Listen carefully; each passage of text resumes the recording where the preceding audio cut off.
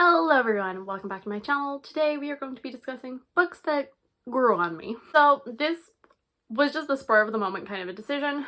So I was trying to come up with some ideas to pre-film before I go back to college, and I was just scrolling through Goodreads and stuff like that, and I came across a book that I realized I actually kind of DNF'd the first time. I left it like a year before I continued it, but by then I had to like go back to the start. And so I kind of thought to myself, what other books are there that I have read that I didn't love the first time, or I liked them but they took a really long time for me to get into, etc. I often drop ratings after the fact, but I very rarely raise ratings. So the first book that I'm going to talk about is the book that actually gave me this idea, and that is The Knife of Neverland by Patrick Ness. I actually ended up really enjoying this book, and I really love the series. It's definitely in like my top 10 favorite series. It's not in the top 5, but it's in the top 10, I would say. And I really enjoyed it, and I do want to reread it soon enough, maybe. But yeah, I really enjoyed the series, and this was a 4 stars. The second, and I think also the third book, were 5 stars.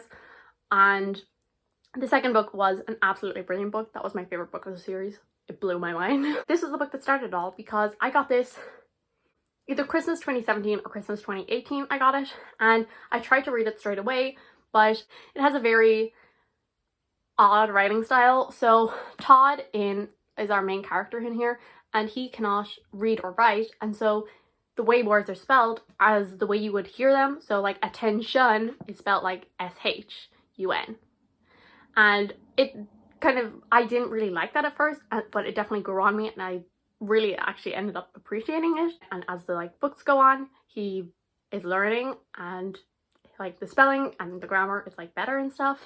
And this series follows a world where there's no more girls. All of the men are like infected with noise, so they can like hear each other's thoughts. The dogs have thoughts, all of the animals and all of this have thoughts. And one day Todd stumbles across a patch of silence, and the whole like story expands from there. There's recently been a movie that Tom Holland is in. That is actually the reason why I originally got this book, because it was announced that he was going to be in it, and I was like, sounds like an interesting series. And then like it only came out this year, and I read this book like 3 years ago now. When I first read this, I put it down. I couldn't get into it, and so I put it down. I started another series, and I think it was about a year before I went back to it. And it took, I'm trying to remember, I probably got around that much into it, like 100 and a bit pages in, and then I never went back to it. And then I was like, okay, I have all 3 books sitting on my shelves, we'll have another go of it. I know what I'm getting into this time. I know that the writing style is a choice, and I actually ended up sitting down and I flew through it, and I really, really loved it. I still didn't absolutely adore the first book, but I really actually flew through the series. I read like this in like a couple of days, and like they're all like pretty chunky books, and I flew through all of them. As I said, the second and third books were both 5 stars. I really do recommend the series. I don't think it's talked about as much. It's definitely a series I don't talk about enough, and so it's a nice opportunity to talk about it, because I really did enjoy it. And I think if you're like know what you're getting into, you will enjoy it.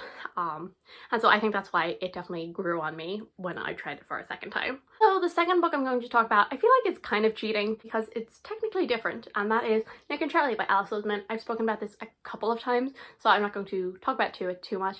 This is a novella that follows Nick and Charlie from the Solitaire books and also from the Heartstopper graphic novels. And Nick is getting ready to go off to university, and Charlie is going to be left behind, and it's them dealing with that, whether they need to break up, can long distance relationships last, etc. And the first time I read it, I gave it 3 stars. Then I read this edition, which is the printed edition, and there were changes made to it, and I bumped it up to a 3.5 stars. It's kind of cheating, but it's kind of not, because there were edits to it. But overall, it is still the same story, so I feel like it counts. And in this edition, so there's a couple of small changes, which I definitely enjoyed them. You know, fixing like continuity errors, and there's like one big thing that they changed in this, and I really liked that. And then there's also a couple of like drawings and stuff. So overall, like, it's not a huge difference, a 3 to 3.5, but it matters to me. So this was a 3.5. So I liked it more. on the second time. The next one I'm going to talk about is one that I haven't technically raised the rating or anything, but I think I might. And so that is the Kiss Quotient by Helen Wang. I read this last year in September, I believe.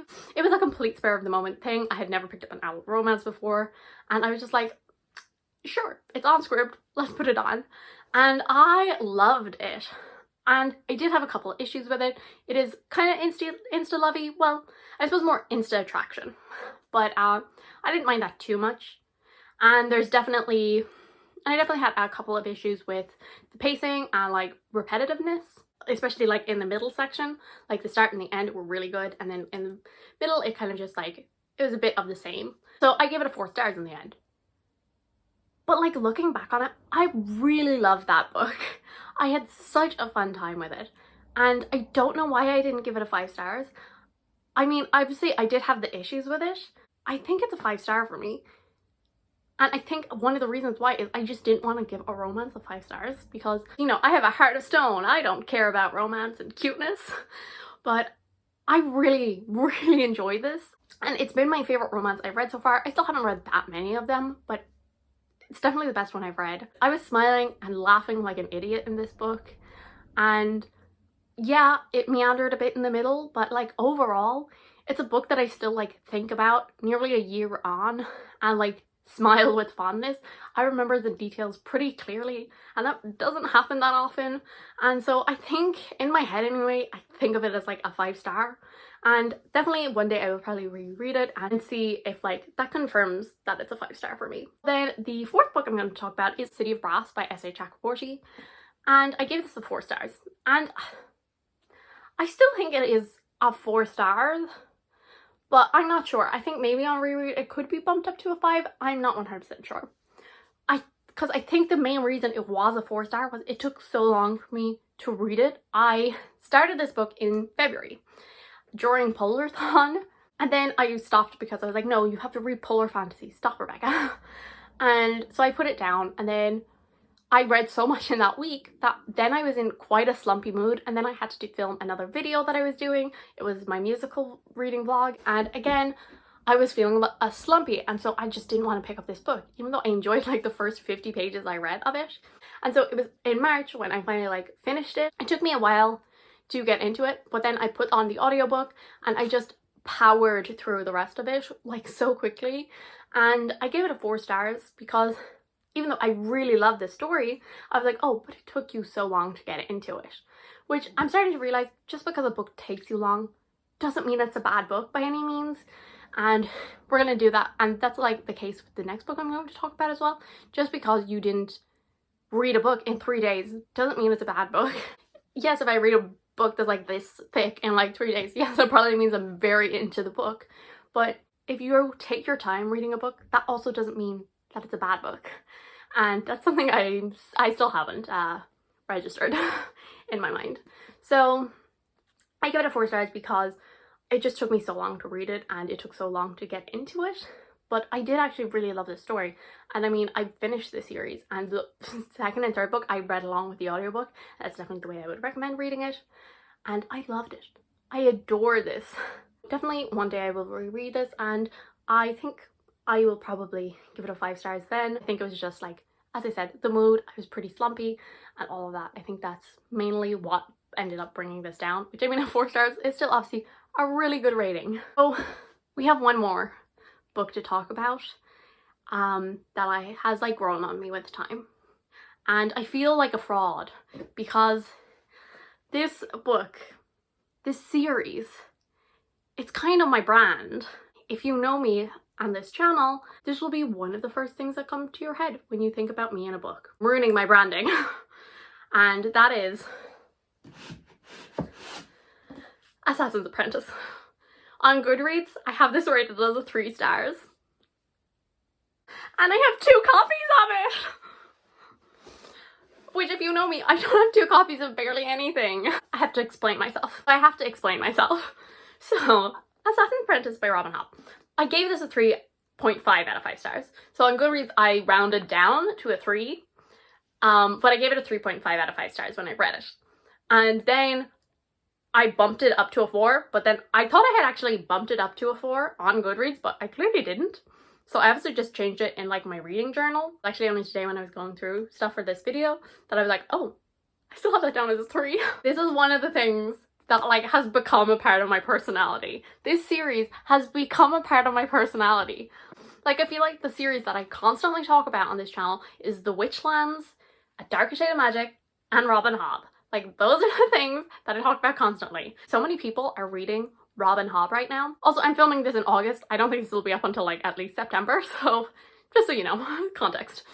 But so many people have put up TBRs, and so like Chloe from Persistent Bookworm, she put it on her TBR this month. Rowan from A Wandering Through Worlds put it on her TBR this month. And then also Christy from Christy Reads put it on her TBR this month. Literally in like all of their videos, I was like, Assassin's Apprentice! And everyone was like, we know you love it. And so Christy was there and like she held up Assassin's Apprentice. She was like, Becca will be happy about this. And then here I am, sitting here with these as a 3 stars on Goodreads. So yeah, I'm a fraud, guys. This video is about books that grew on me because very clearly this series grew on me. So this is the exact same as City of Brass. It took me way too long to get into it. So I actually read this last year in March. So I read them for Elderling Long and I was reading it, and this is how long it took me. When I started this book, I was still actively going to college. By the time I finished it, I was trapped in my house. Yeah, it took me way too long to read this, especially since this is the shortest book in the entire realm of the Elderlings, I'm pretty sure. Yeah, like it's 391 pages. I just wasn't used to the writing style. I wasn't sure what I was kind of getting into. And yeah, so I wasn't prepared for it.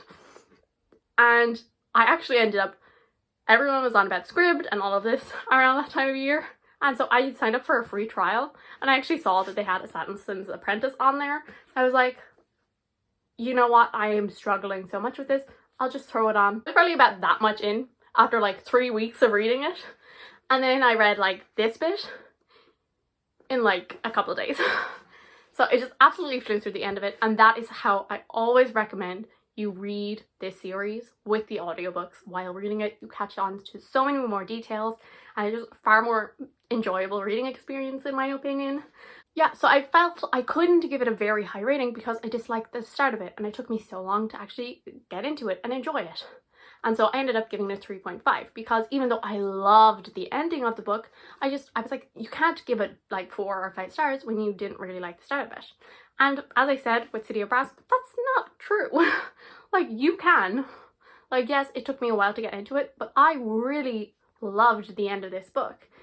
And so that's why kind of like after watching like the live show, I bumped it up to a 4 stars.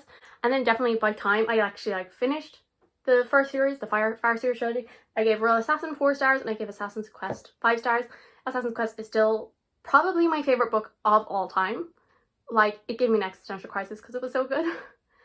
And just the way it all tied together made me realize how brilliant this was. And so I really loved it. Even though I didn't give it the greatest rating, I realized how things were all set up from the beginning, and it definitely made me appreciate this a whole lot more than I did when I first started it. Those are books that I changed my mind on. So tell me some of your own ones. And also tell me if you would like to see me do this with books that I changed my mind on the other way. Thank you guys so much for watching. I do hope you enjoyed. If you did, subscribe. And I will see you all in the next one. Bye!